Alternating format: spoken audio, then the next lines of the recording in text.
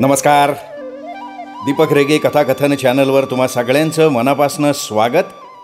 मित्रांनो, आज तुम्ही ऐकणार आहात गीताराम नरवडे यांची कथा. पण तत्पूर्वी तुम्ही जर आत्ता चॅनलवर पहिल्यांदा आला असाल किंवा अजूनपर्यंत चॅनल सबस्क्राईब केलेलं नसेल तर प्लीज चॅनल सबस्क्राईब करा. ऐकूया गीताराम नरवडे लिखित अद्दल. शिवळ्याचा दादू आणि त्याची बायको सुंदरा गावच्या गावकुसाला टुमदार घर बांधून राहत होते. दादू तसा खूप गरीब. त्याच्याकडे 2 खंड्या मेंढरं होती. नित्यानं तो मेंढरं घेऊन रानात चरायला जायचा. सुंदरा बायकांच्या बरोबर मोलमजुरीला जायची. त्यांचा सुखी संसार चालला होता. सुंदरा खूपच सालस होती. दादू संध्याकाळी मेंढरं चारून आल्यावर मन रमवण्यासाठी कधीकधी गावात जायचा. रोजचाच नित्यक्रम चालू होता. पण त्यांच्या सुखी संसाराला दृष्ट लागली.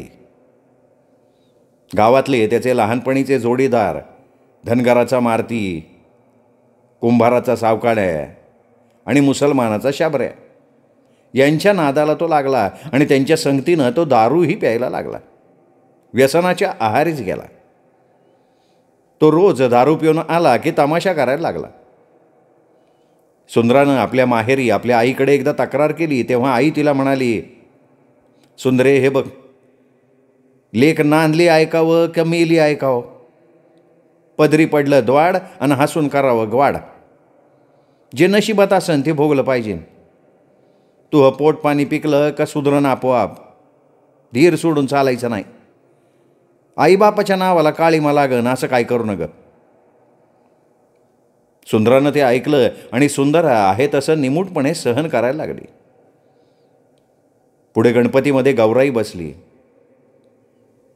पुरुषाला वंशाची ओढ असते पण बाईला मातृत्वाची ओढ असते, म्हणून तिने गौराईला नवस केला. ती म्हणाली, हे गौराई, माझ्या पात्रात काहीतरी फूल टाक, मी त्याला तुझ्या नावानं हाक मारत जाईन. आणि काही चमत्कारच झाला. सुंदराला दिवस गेले. मुलगी झाली. गौराई नवसाला पावली म्हणून मुलीचं नाव गौरी ठेवलं. जमिनीत लावलेल्या रोपट्याप्रमाणे गौरी दिवसेंदिवस वाढत चालली आणि इकडे दादू अधिकच व्यसनी बनत चालला. दादू 4 वाजताच मेंढरं चारून घरी आणायचा. काट्या कुपाट्यानं बनवलेल्या वाडग्यात मेंढरं कोंबायचा, झोपाटा लावायचा आणि दारूच्या गुत्त्यावर चालू लागायचा. कधीकधी गावात धिंगाणा घालायचा. घरी आल्यावर कधी जेवायचा तर कधी उपाशी झोपायचा. सुंदरानं त्याला परोपरीनं समजावून सांगून बघितलं पण तो कधीच तिचं ऐकेना. शेजारची शेऊबाई एवढाच तिला आधार होता. कधी काळी दादू पिऊन गोंधळ घालायला लागला की शेऊबाई धावून यायची. तिला बघून तो गपगार व्हायचा. पुढे थोड्याच दिवसात सुंदराला पुन्हा दिवस गेले. गणपती बसले तसा सुंदरानं गणपतीला नवस केला आणि आता ह्या पाळीनं मला मुलगा होऊ दे. तिचे दिवस भरत आले होते. अनंत चतुर्दशीचा दिवस उगवला. सकाळपासूनच पावसाची रिपरिप चालू होती. दादूनही आपली मेंढरं लवकर घरी आणली, वाडग्यात कोंडली आणि गावचा रस्ता धरला. ढोल ताशे वाजायला लागले. तरुण पोरं लेझीम खेळत होती. मिरवणूक सुरू झाली. दादूच्या घरासमोरून चालली. दारूच्या नशेत तुर्र झालेला दादू त्यात नाचत होता, माकड उड्या मारत होता. इकडे सुंदराला प्रसव वेदना सुरू झाल्या. सुंदरा प्रसव वेदनेनं विव्हळत होती आणि दादू तिकडे रताळ्यासारखा नाचत होता. सुंदरानं गौराला शिवबाईकडे पाठवलं. ती म्हणाली, अगं आजीला म्हणावं असं तसं, या आईचं दुखायला लागलंय. गौरा धावत पळत शेवबाईच्या घरी गेली. शेवबाई मोकळ्या टायमात दळण निश्चित बसली होती. गौराला बघताच म्हणाली, काय ग गौरे, पावसा पाण्याचं काही आली, पडसं भांबार आलं मग. तशी गौरा म्हणाली, मग आपल्या आईनं ताबडतोब बोलवले. ती म्हणली, माव दुखायला लागलंय, तू असन तशी ये. शेवबाईला कळून चुकलं. बाईच्या जातीचं दुःख बाईला तेव्हाच उमगतं. तिने घाईघाईनं दळण डब्यात भरलं आणि चिखल पाणी तुडवत सुंदराच्या घरात येऊन दाखल झाली. सुंदराच्या चेहऱ्यावर वेदना जाणवत होत्या. डोळे रक्तासारखे लाल झाले होते. तशी शेवबाई म्हणाली, सुंदरा, केव्हापासून दुखते ग? अहो आतीबाई, तासभर झाला असन. लय त्रास व्हायला लागला म्हणून बोलवलं. तशी शेवबाई म्हणाली, तो दाद्या मुडद्या कुठं गेलाय? सुंदराई रागातच म्हणाली, मुतारा ढोसून गेलाय धिंगाणा घालत गणपती बुडवायला. शेवबाईनं तोंडाचा पट्टाच चालू केला. मुडद्याला काय लाज आहे का? घरात आडलेली बायको आहे, खुशाल मुतारा ढोसून नाच्यावाने नाचाय गेलाय. भाप्या माणसाची जातच निकरट. मग तू वाईस थोडी कळ काढ, मी गोदाबाईला बोलून आणते. त्या काळी गावातल्या गावातच बाळणपणं केली जायची. गोधाबाई बाळणपण करण्यात निष्णात होती. शेवबाईनं गोधाबाईला बोलवून आणलं. तिकडे गणपती विसर्जन झालं आणि इकडे सुंदरा बाळंत झाली. मुलगा झाला. सुंदराचा नवस कामी आला. आपल्याला 2 लेकरं झाली आहेत. आता दादूनं दारू सोडायला हवी असं सुंदराला वाटायचं, पण दादू दारू सोडायला तयार नव्हता. संध्याकाळ झाली की दादूचे पाय दारूच्या अड्ड्याकडे चालायला लागायचे. एक दिवस दादू झिंगत लेझीम खेळत घरी आला. सुंदरानं दादूला धडा शिकवायचा निश्चय केला. दादूनं दारात उभं राहून हाक मारली. रात्री दार लावून सुंदरा झोपली होती. सुंदरे, दार उघड सुंदरे. सुंदरा गडबडीनं उठली, कडी काढली, दार उघडलं. चौकटीला दोन्ही हात लावून दरवाज्यातच उभी राहिली. दादूला नीट उभं सुद्धा राहता येत नव्हतं. तिचा पारा चढला. आपला उजवा हात नाचवत म्हणली, काय याला हाक मारली? काय आलं म्हणजे? म्या घरी आलोय, सांगाय नको? सुंदरा चवताळलेल्या नागिणीसारखी बोलली. मग काय पंचरथी घेऊन येऊ का वावळायला? लय लढायची कोण आलाय? सुंदरे, म्या लढाईला जाऊन मारायला मोकळा आहे का? तुला वाटतं का की आम्हाला लढाईत जाऊन मारावा आणि तो मोकळं व्हावं? तशी सुंदरा म्हणाली, तुम्ही कसे मारतान? मग मुतारा ढोसून येईन कोण? त्यावर दादू भडकला. मला मूत पाजती, मला मूत पाजती मला. तुला लाज नाही वाटत? अरे मग मूत पिऊन नाही आला तर काय अमृत पिऊन आला काय? जरा ज्यानाची नाही तर मानाची तरी लाज धरावी माणसाने. लय शहाणी झाली का? माई लाज काढायला लागली तू. काय लाज शर्माचे अनवाढाळ जालमाचे? आपल्याला लाज असती तर वाटन ना. सुंदरे, माई लाज काढायची ना, मी नवरा आहे तुझा. तो म्हणाला, पण सुंदरा हट्टालाच पेटली होती. ती म्हणाली, नवरा आहे तर नवऱ्यानं नवऱ्यासारखं राहावं. रोज नंदीबाईला सारखं डुलत येणारा नवरा काय कामाचा? असला नवरा नसलेला बारा. म्हणजे म्या मारावं असं वाटतंय का तुला? माझ्या मरणाची वाट बघते ना? मग म्या आता माझा जीवच ठेवत नाही.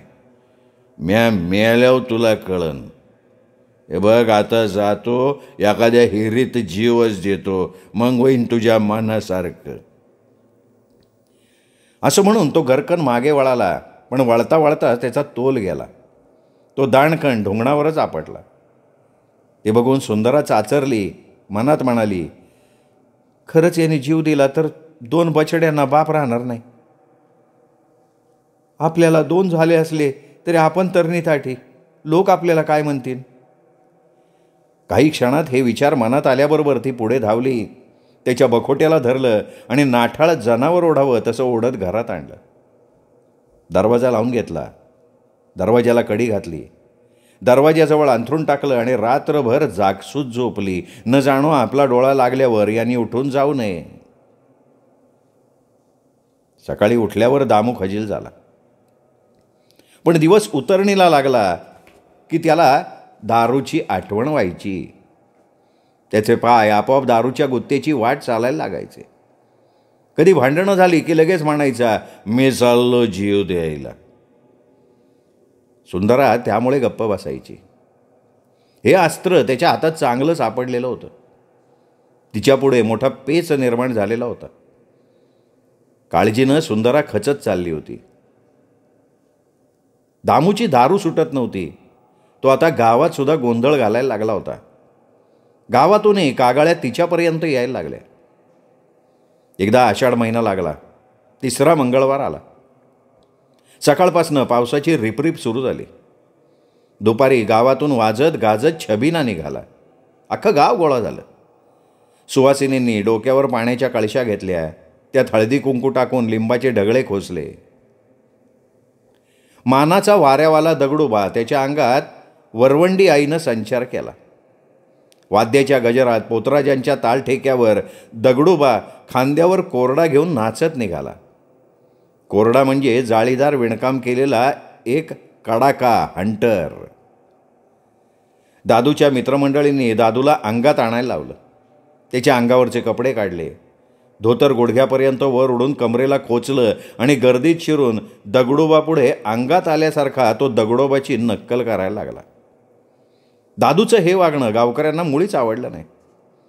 वाजत गाजत छबिना गावाच्या पूर्वेला लक्ष्मी आईच्या मंदिरापुढे आला. लक्ष्मी आईच्या मंदिरापुढे दगडोबाच्या वाऱ्यानं कोरड्याचे 5 फुलं घेतले, म्हणजे 5 वेळेस अंगावर कोरडा मारून घेतला. 5 वेळा अंगावर कोरडा मारून घेतला की छबिन्याची समाप्ती होत असे. मंदिरापुढे आरती झाली. बायकांनी पुरुषांनी गोल रिंगण केलं. दगडोबानं दोन्ही हात पुढे केले. त्याच्या हातावर हळदी कुंकवाचं लेणं ठेवलं. वाद्य वाजायला लागली. पोतराज नाचायला लागले. दगडोबानं ताल धरला. त्यात दादूही सामील झाला. कोरडा हातात धरून दगडोबानं गोल रिंगणात फेरा मारला. त्यापाठोपाठ दादूनही नक्कल करत तसाच फेरा मारला. फिरता फिरता वाऱ्यावाला दगडोबानं आपल्या अंगावर 5 वेळा कोरडा मारून घेतला. फटाकड्यासारखे 5 आवाज आले. दादू त्याच्या समोर आला. सावज टप्प्यात येताच शिकारी वाघानं हल्ला करावा तसा दगडोबानं दोन्ही हातात कोरडा धरला आणि समोरच्या दादूच्या उघड्या अंगावर फाड दिशी तो कोरडा ओढला. ठॉय मोठ्यांदा आवाज झाला. दादूनं मोठ्यानं किंकाळी ठोकली. आयो आयो आयो.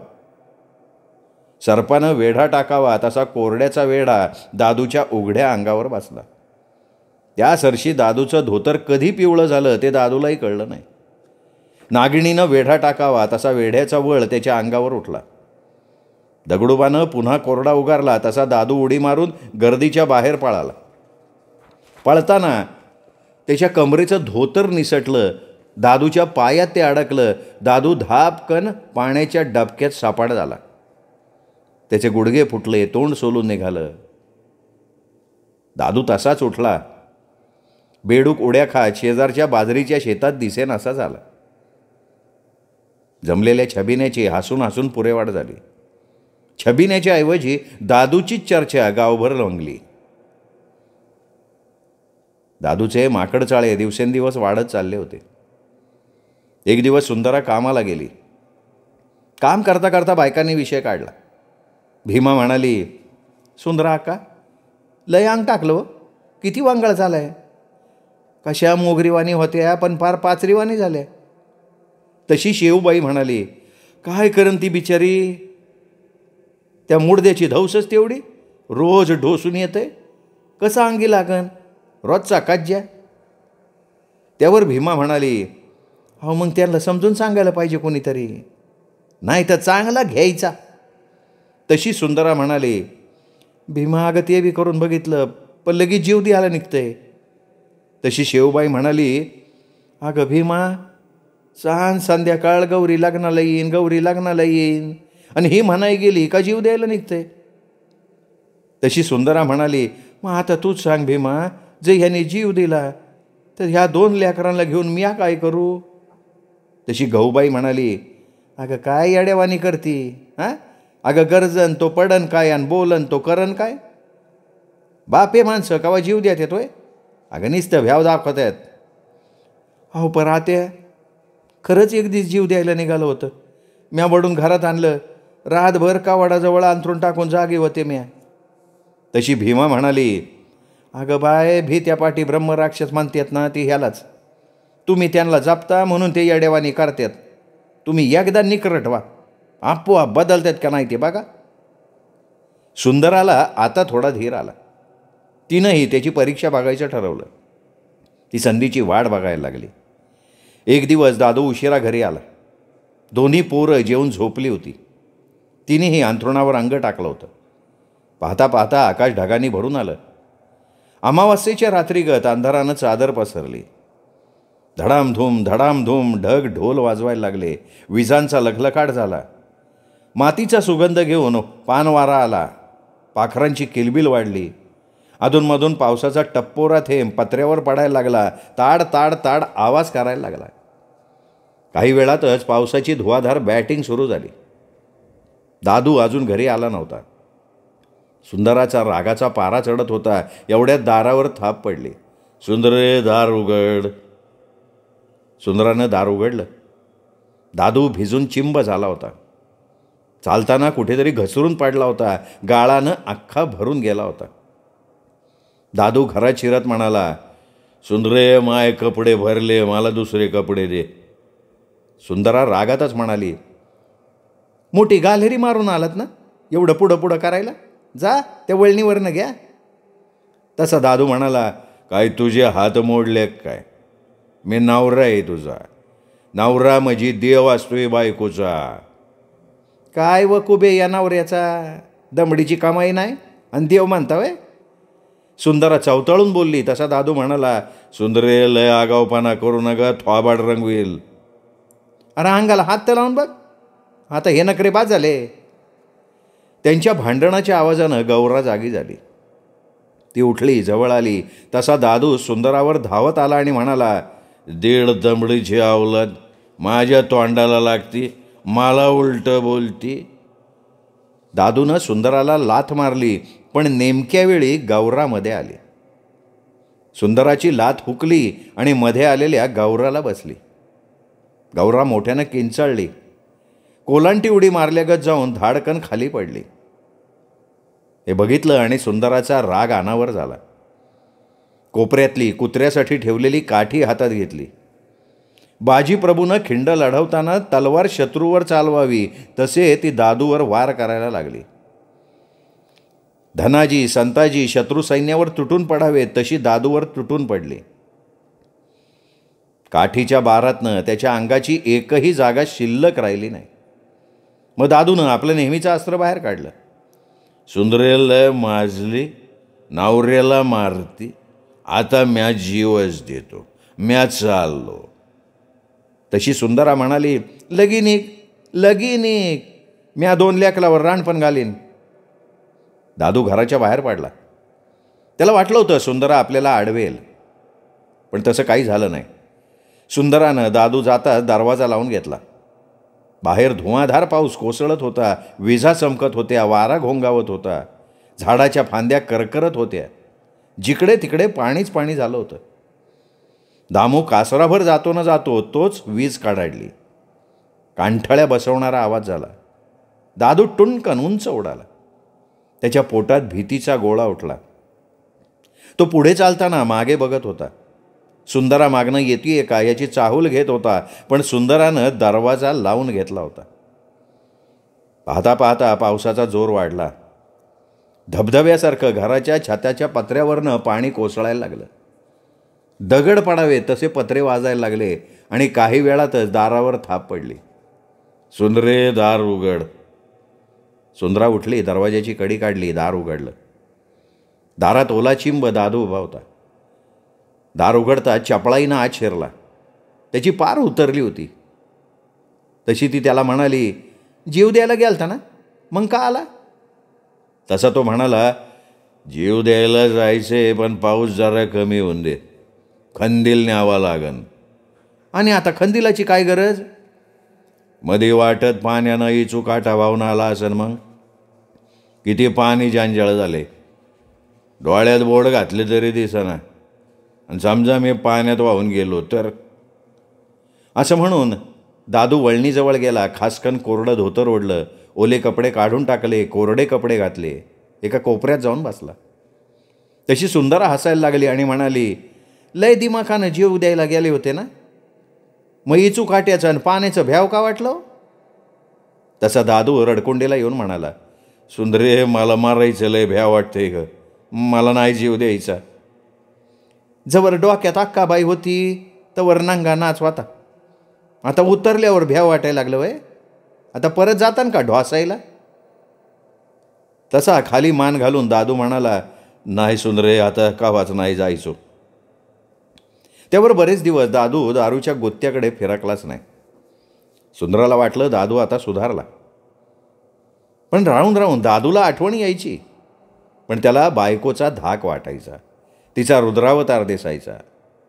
पण एक दिवस त्याच्या जोडीदाराने त्याला बळजबरीनं गुत्त्यावर नेलं आणि सुटलेली दारू पुन्हा सुरू झाली. दादू पुन्हा पिऊन घरी यायला लागला. सुंदराला कळून चुकलं, जोपर्यंत याचे जोडीदार तुटणार नाहीत तोपर्यंत दादूची दारू सुटणार नाही. सुंदरानं त्यांनाच अद्दल गाडवायची ठरवली. आता तिने मनोमन ठरवलं ह्याला वेसण घालायचीच. आणि सुंदरा संधीची वाट बघायला लागली. एक दिवस दादू लवकरच घरी आला. सुंदरा घरी होती. मेंढरं वाडग्यात कोंडली आणि पायात वाहणा घालून दादू म्हणाला, सुंदरे जरा गावात जाऊन येतोय बरं का. लवकर यायला वेळ लावू नका.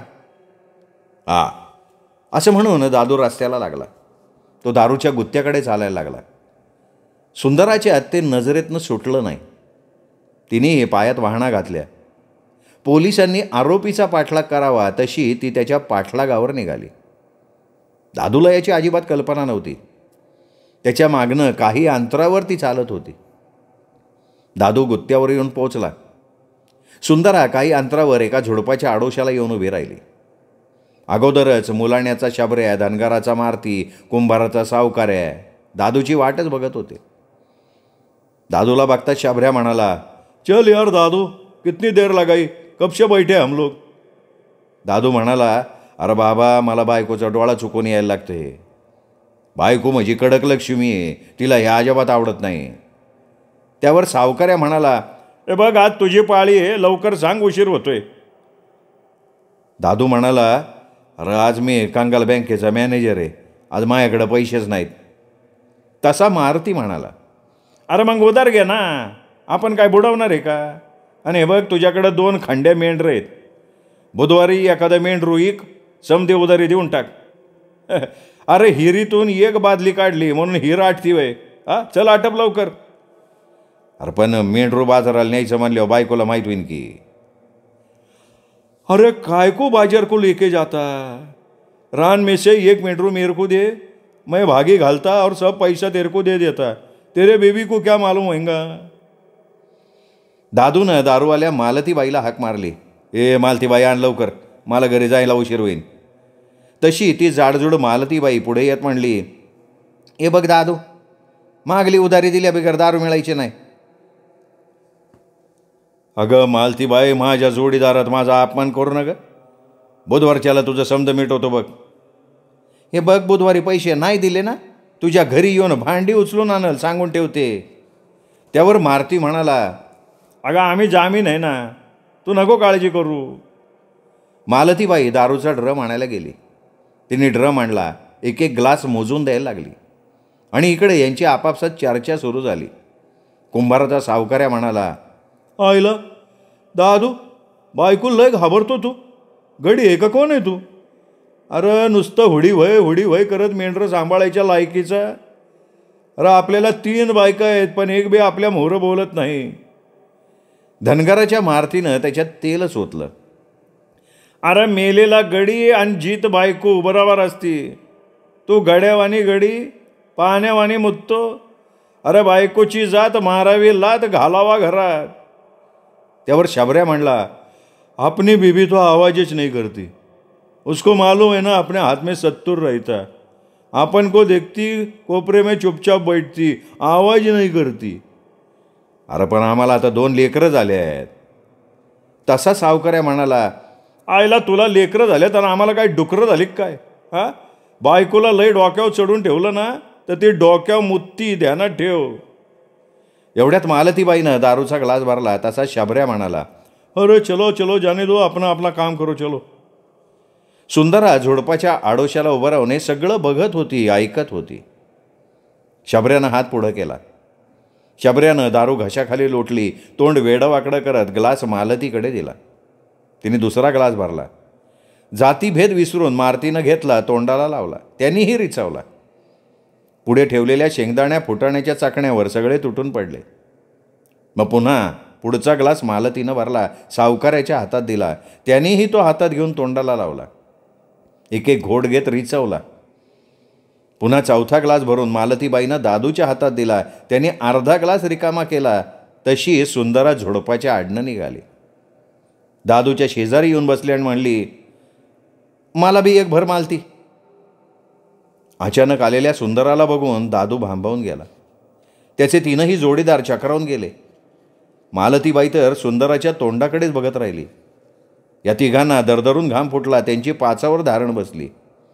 मारुती उठू लागला तसा सुंदरानं त्याचा हात धरला, खासकन ओढून खाली बसवलं आणि ती जरब्यानं म्हणाली, आता हिथून कुणी उठायचं नाही. आजचे समदे पैसे म्या देणार, म्या.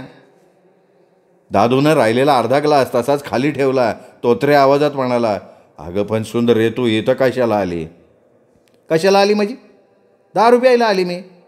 गडी माणसाने प्यायची आणि आम्हाला काय होतंय मग?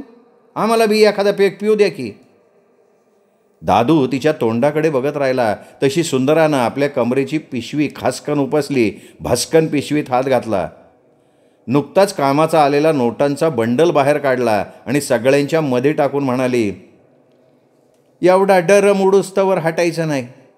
मालती दे प्यायला. एवढ्या त्यांच्या भोवताली बघ्यांची गर्दी गोळा झाली. सावकार्या म्हणाला, अगं सुंदरा वहिनी, बायका कुठं दारू पित असतात का? सुंदरा वस्कन सावकार्यावर धावली. मग मूड द्या. बायका नवऱ्याच्या डोक्यावर मुतत असतात का? आता मात्र सावकार्याची दातखिळ बसली. सगळ्यांच्या लक्षात आलं, आपलं बोलणं सुंदरानं ऐकलेलं दिसतंय. सगळ्यांनाच घाम फुटला. शबऱ्या हळूहळू मागे सरकायला लागला. सुंदरानं त्याची लुंगी धरली आणि गरजली, हे बघा, आता इथून कोणी बी उठायचं नाही. एवढा डरम खाली करायचा, एक बी थेंब ठेवायचा नाही, नाही तर गाठ माझ्याशी आहे. आता समदे पैसे म्या मिटवणार आहे.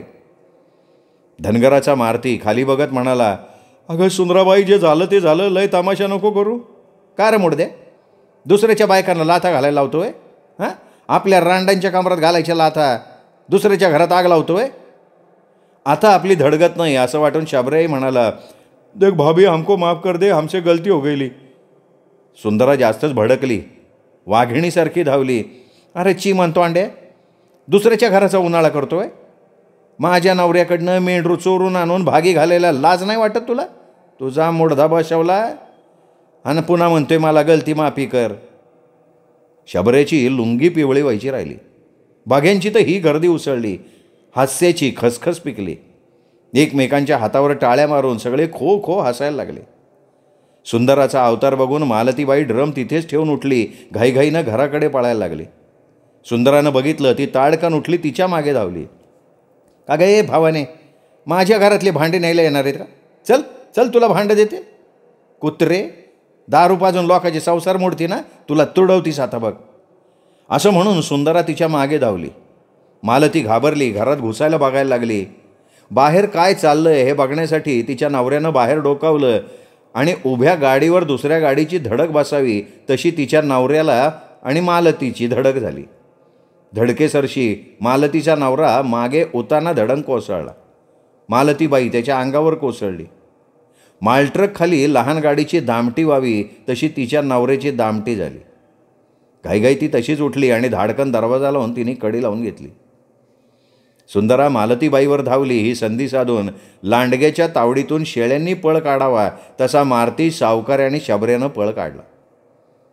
पळता पळता सावकार्याचा पाय घोळदार धोत्राच्या सोग्यात अडकला आणि उसाच्या मोळीसारखा रापकन आपटला. पुढे असलेल्या दगडावर त्याचं डोकं आपटलं आणि बोट जाईल अशी खोच पडली. अचानक खडकतनं पाण्याचा झरा फुटावा तसा रक्ताचा ओघळ सुरू झाला. शेंदूर भोगल्यागत सावकार्या लाले लाल झाला. त्याच्या पाठोपाठ मारुती सुंदरा येतीये का हे मागं बघत पुढं पळत असताना मध्ये पडलेल्या सावकार्याला ठोकरला. धापकन त्याच्यावर कोसळला. तो पाण्यात पडल्यावर हातपाय झाडत पोहण्याचा प्रयत्न करावा तसा हातपाय झाडायला लागला. शबऱ्याला आपली लुंगी सावरायचंही भान राहिलं नाही. तो झाडाझुडपाचा आडोसा घेत पळायला लागला.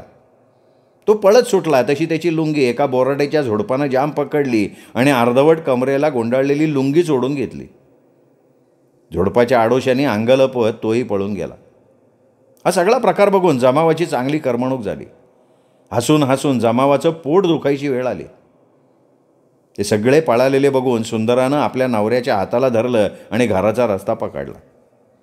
त्या चांडाळ चौकडीनं सुंदराचा एवढा धसका घेतला, परत जाऊन दादूला दारू प्यायला चल असं कधीच म्हणले नाहीत. आणि दादूसुद्धा परत कधी दारूच्या गुत्त्यावर गेला नाही. तिथून पुढे आपलं घर आणि आपली मेंढरं एवढाच विचार तो करायला लागला. आपल्या मुलाबाळात रमायला लागला आणि त्या घराला पुन्हा सुखाचे दिवस आले. गावात जो तो म्हणायला लागला, सुंदरानं दारुड्यांना चांगली अद्दल घडवली. सगळ्या दारुड्याच्या बायकांनी सुंदराच व्हायला पाहिजे.